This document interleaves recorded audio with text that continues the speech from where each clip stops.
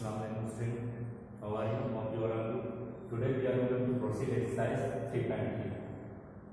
Today we are going to start from question number 7.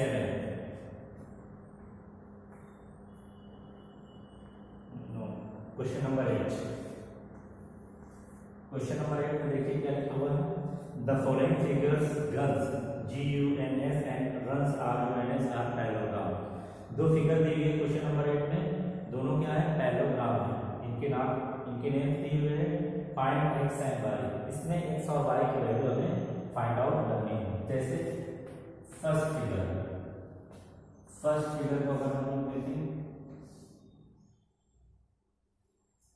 इसका नाम GUNS girls. इसमें ये है 3y - 1 और ये है 26, ये है 18 और ये साइड दिया हमारा 3x. इसमें x और y की हमें वैल्यू फाइंड आउट करनी है. सबसे पहले हम जान रहे हैं कि GUNS फिगर ये पैरेललोग्राम है और पैरेललोग्राम की अपोजिट साइड हमेशा क्या होती है? इक्वल होती है. इस हिसाब से ये साइड इसके इक्वल होगी. तो जब ये साइड इसके इक्वल होगी यानी 3x जो है वो इक्वल होगा किसके? 18. क्यों? ब्रैकेट में लिखेंगे opposite side of parallelogram. Parallelogram क्या है? अपोजिट साइड है. तो x की वैल्यू कितनी आ जाएगी? 18/3. इसका मतलब हो जाएगी x की वैल्यू कितनी आ गई? 6 आ गई. ठीक है. इसी तरीके से ये वाली साइड GU जो है ये SN के भी इक्वल होगी. तो 3y - 1 यहाँ पर लिखते हैं. 3y - 1 ये इक्वल हो जाएगा इससे 26 के. इसमें भी लिखेंगे अपोजिट साइड्स ऑफ पैरेललोग्राम. ये पैरेललोग्राम की अपोजिट साइड है और जो हमेशा क्या होती है? इक्वल होती है. इसे कैसे सॉल्व करेंगे? सबसे पहले इसमें y के साथ 3 और -1 लगा हुआ है. सबसे पहले इसमें किसको हटाया जाएगा? -1 को दूसरी साइड लेके जाएंगे यानी ये हो जाएगा 3y = 26 + 1 3y = 27 ये हमारा आ जाएगा. अब 3 को डिवाइड करेंगे y = 27/3 हमारा कितना हो जाएगा? 9 हो जाएगा. तो x और y की वैल्यू हमारी आ चुकी है. x की वैल्यू कितनी आ गई? 6 और y की वैल्यू कितनी आ गई? 9. ये हमारा हुआ क्वेश्चन नंबर फर्स्ट. अब हम लोग बढ़ते हैं क्वेश्चन नंबर सेकंड की तरफ.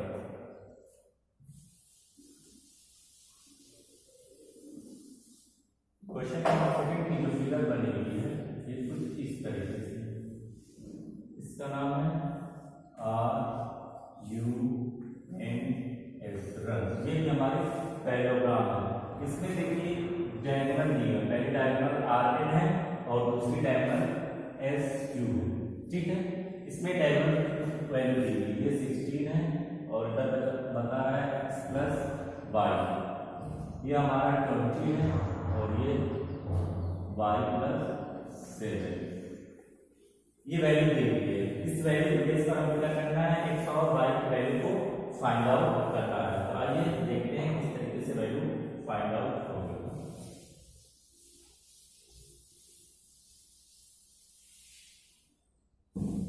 ये पैरेललोग्राम है. पैरेललोग्राम की डायगोनल्स पे देखा है.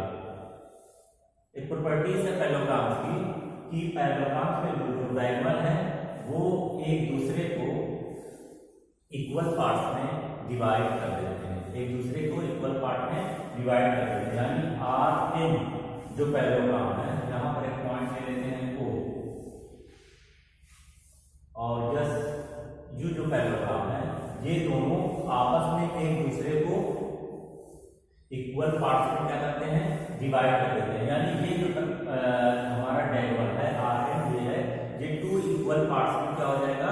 डिवाइड हो जाएगा. कहां से? पहला आएगा R2 तक और दूसरे आएगा ON तक. यानी R2 जो है इसमें इक्वल है किसके? ON. इसी तरीके से इस फिगर में SO जो है वो इक्वल होगा किसके? UO. आई बात है. ON की जगह हम लोग NO कर लेते हैं.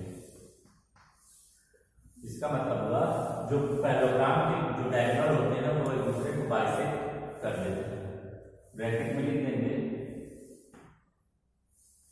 डायगोनल ऑफ पैरेललोग्राम, ये पैरेललोग्राम लिखा हुआ है, बाइसेक्ट ईच अदर।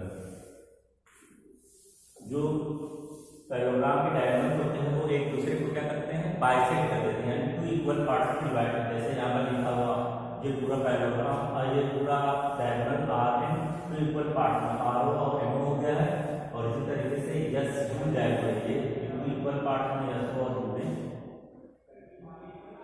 बाइसेक्ट हो गया है। अब हम जान रहे हैं कि यस ओ जो इक्वल है किसके, ओ यू के, यस ओ इक्वल है किसके, यू ओ के। तो यस ओ की वैल्यू कितनी है, पहले ये वाली, इसमें लेटर दिया हुआ उससे हम पहले लिखते हैं, उस हिसाब से y प्लस 7 ये इक्वल हो जाएगा किसके, 20, y प्लस 7 इक्वल हो जाएगा किसके, 20 के। क्यों, क्योंकि यस ओ इक्वल है किसके, यू ओ के इक्वल है, इस वजह से y प्लस 7 इक्वल हो जाएगा। ये साइड इसके इक्वल है, यानी ये न्यूमेरिकल वैल्यू इसके क्या हो जाएगी, इक्वल हो जाएगी। अब y की वैल्यू मान कितनी आ जाएगी, 20 माइनस 7, y की वैल्यू आ जाएगी हमारी 60। आई बात है, y की वैल्यू कितनी आ गई, 60 आ चुकी है। अब इसी तरीके से हम दूसरे डायगोनल को भी लेंगे। दूसरे डायगोनल में क्या होगा हमारा, दूसरे डायगोनल में x प्लस वाई जो है ये इक्वल किसके हो जाएगा, 16 के हो जाएगा। आप लोग साइड में नहीं लिखेंगे, इसके नीचे लिखेंगे, क्योंकि स्पेस है नहीं नीचे, इस वजह से हम साइड में लिखना है। लेकिन आप लोग कहाँ नीचे नीचे लिखे हो जाएंगे, यहाँ पर इस साइड में कोई भी काम नहीं करेंगे। x और x plus Y equal to 16, क्यों, क्योंकि आर ओ इक्वल है किसके, एन ओ के, आर ओ इक्वल है किसके, एन ओ के।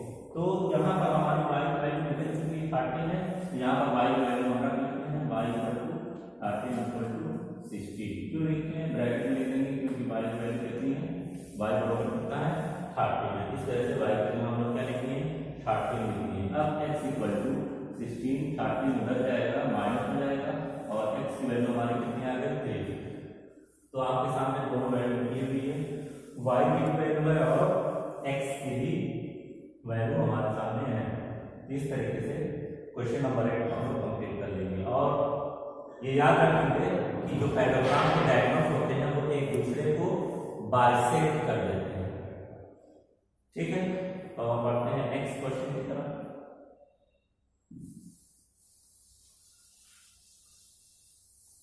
नेक्स्ट क्वेश्चन हमारे एक फिगर है, तो फिगर को हम लोग बना लेते हैं पहले।